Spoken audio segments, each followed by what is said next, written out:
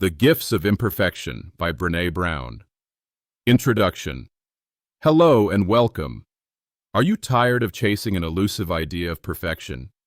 Do you ever feel like you're wearing a mask, afraid to show the world who you truly are? If so, you're in the right place. In this audiobook summary, we're diving deep into a book that has changed millions of lives, The Gifts of Imperfection by Dr. Brené Brown.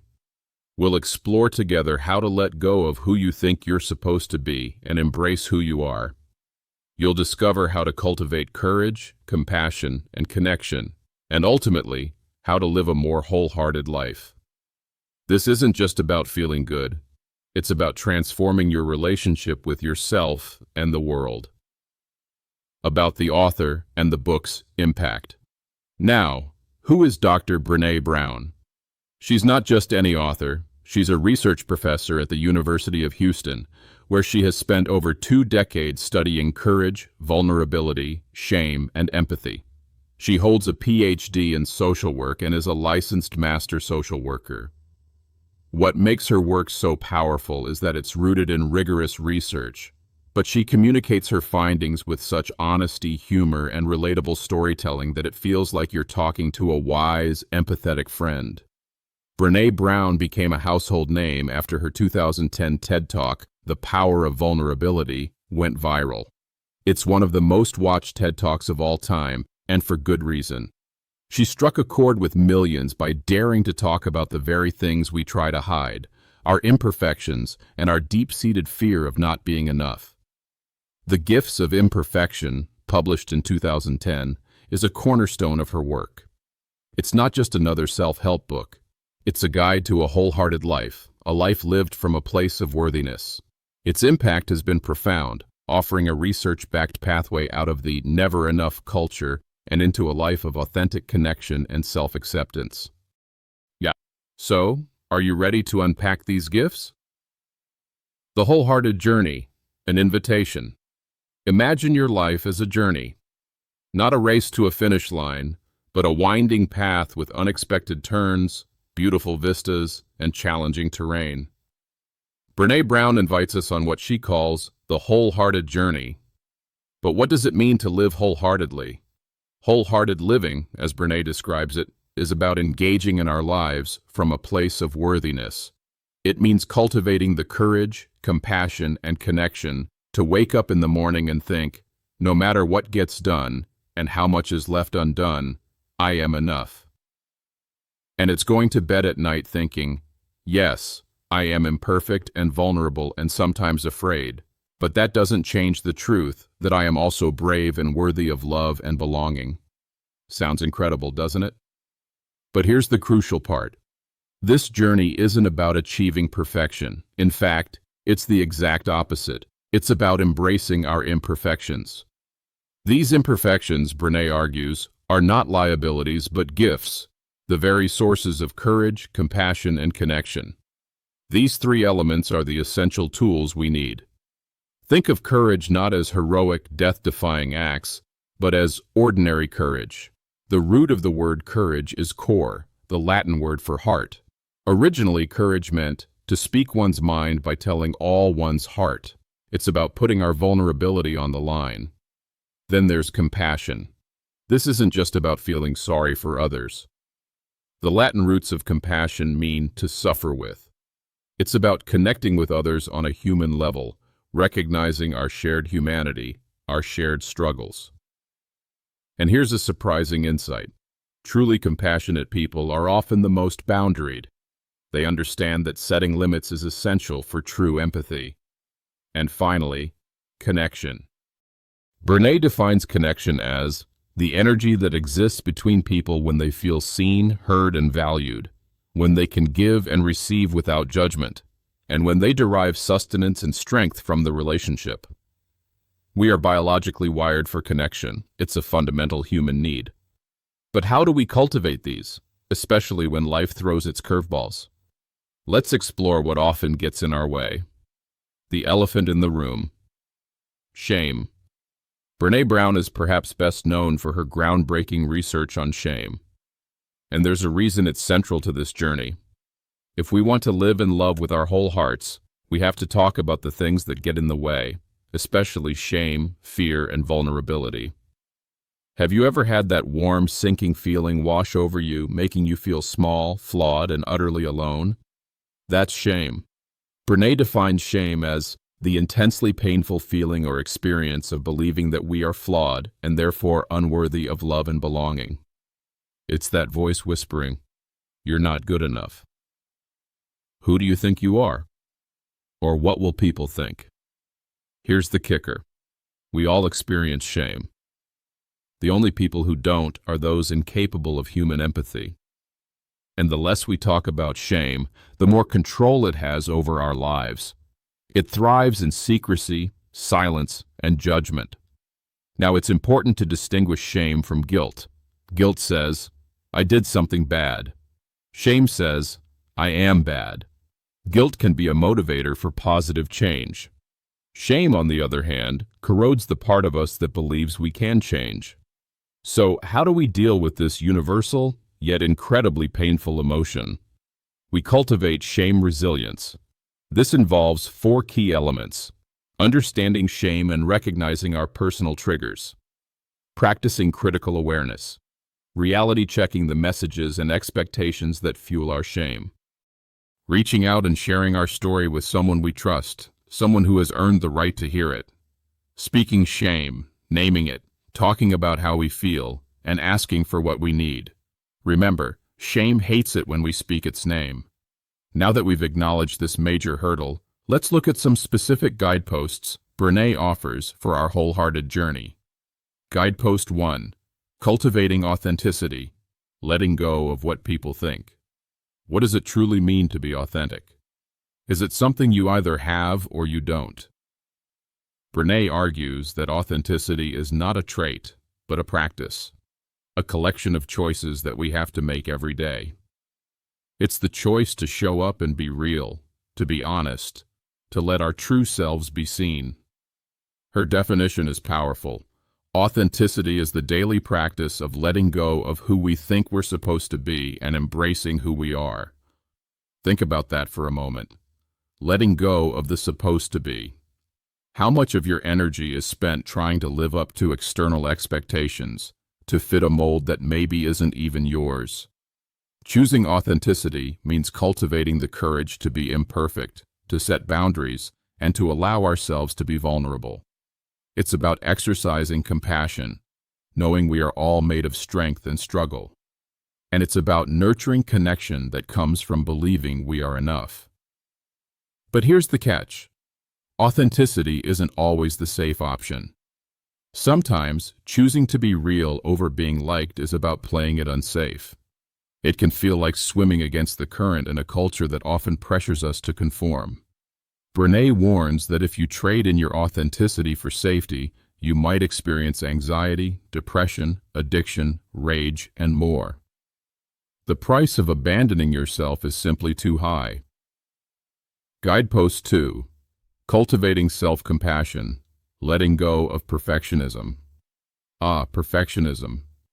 How many of us wear that badge, perhaps even with a strange sense of pride?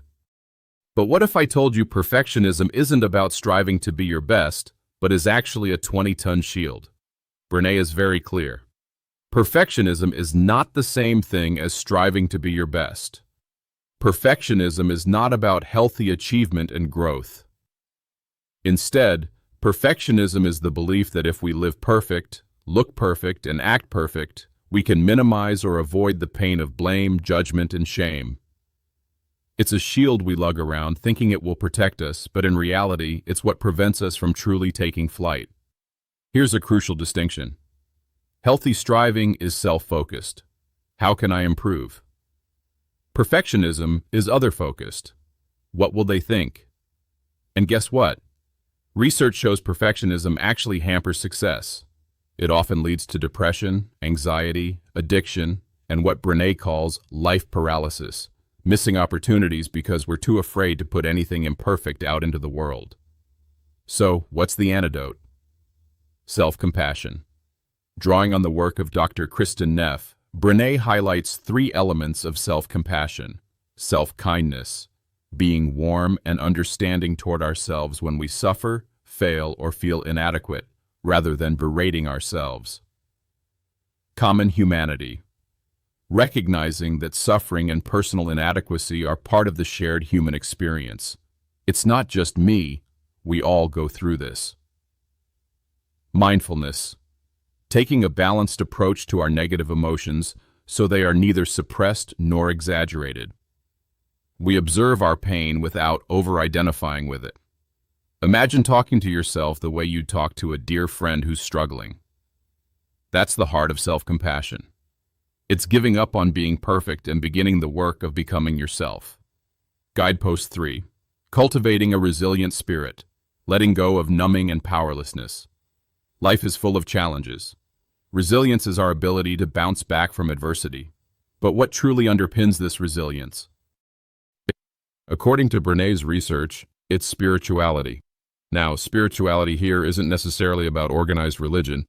Brené defines it as recognizing and celebrating that we are all inextricably connected to each other by a power greater than all of us, and that our connection to that power and to one another is grounded in love and compassion.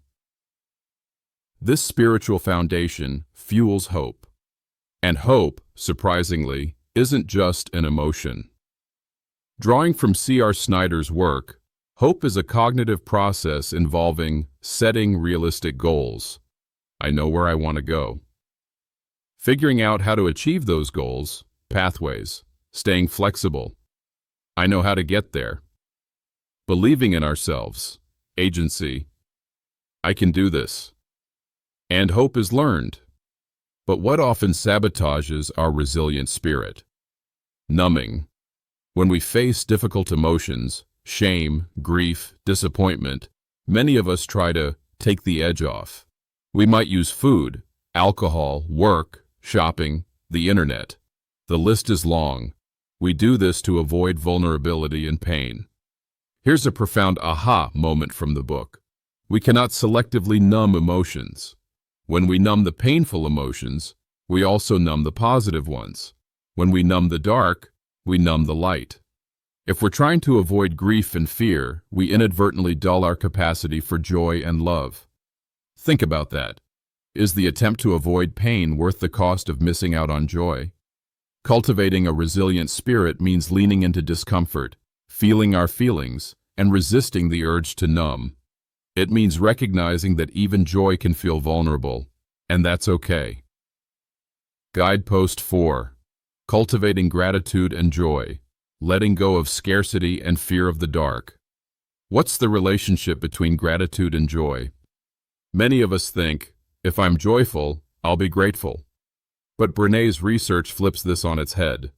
She found, without exception, that people who described themselves as joyful actively practiced gratitude. Joy, it turns out, emanates from gratitude. It's also important to distinguish between happiness and joy. Happiness is often tied to circumstances. If things are going well, we're happy. Joy, however, is described as a deeper, more spiritual way of engaging with the world, connected to practicing gratitude. As Brené puts it, joy is not a constant. It comes to us in moments, often ordinary moments. So, what gets in the way of gratitude and joy? Two main culprits: scarcity and fear of the dark.